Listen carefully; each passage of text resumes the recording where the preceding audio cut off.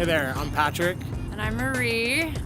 And although we love each other very much, we don't love to eat the same kinds of things. I like awesome food like barbecue, slow-cooked meats, pizza.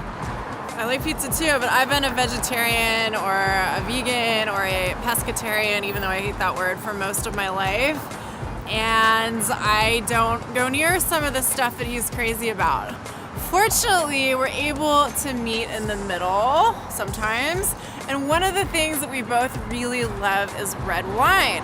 And that's why we're here on Ocean Avenue of all places today. The thing I love about Ocean Avenue is it still kind of feels the same as many years ago. It's hipster free.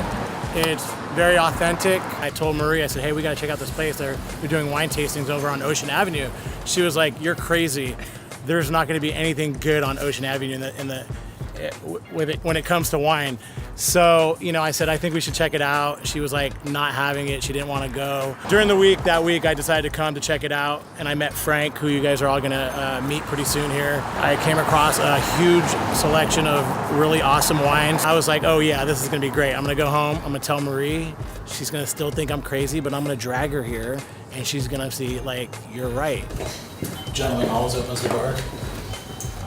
Here we are in Golden Gate Wine Cellars, and this here is the one and only Frank Melis. Nice to meet you guys. So I was in the industry, started this in June of 2005, a week after our second daughter was born. We decided to just specialize in smaller boutique wineries to capture a little bit of the audience outside California as they, don't have access to these great boutique wineries. Cool.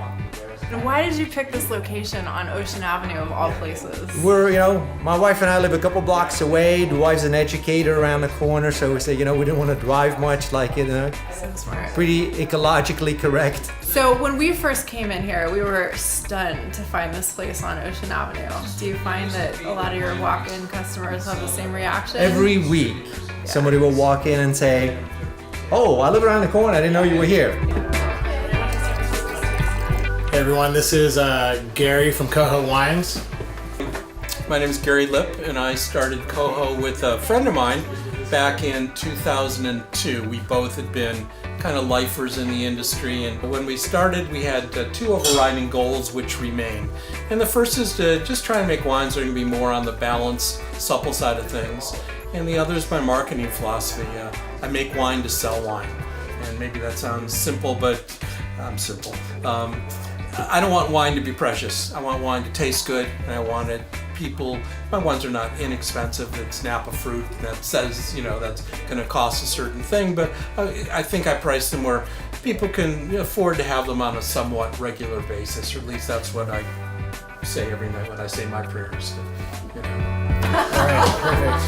That was good. It's okay. That was really good. It's really funny. I first saw it when I would run with my dogs, and I ran by it and I thought, oh, what is that place? Golden Gate Wine Cellars. We finally came in and, met Frank, and, it's really interesting. What I like about it is that it specializes in small production wineries, so you find wines here that you don't find other places. One of the great things about buying wine from here is when you come in and you pick a bottle, Frank has a story about every single one of these bottles in here. And this one in particular, the Aftermath, is made by a mathematician. Yeah, I believe he taught at MIT, and I don't want to quote that, but he was an applied mathematician, a professor, who got approached by bankers to figure out the formula for them. How are we going to make money?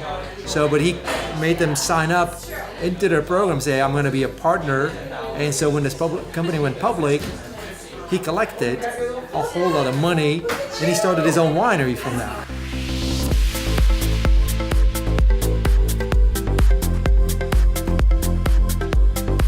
I'm the Beast, and this is the Vegan. Together we are the Vegan and the Beast. Food is our religion. We share this.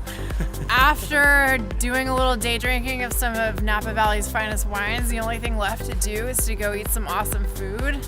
So we'll catch up with you next time and show you some of our favorite places to eat in San Francisco. They're a little bit off the grid. See you next time. Check us out.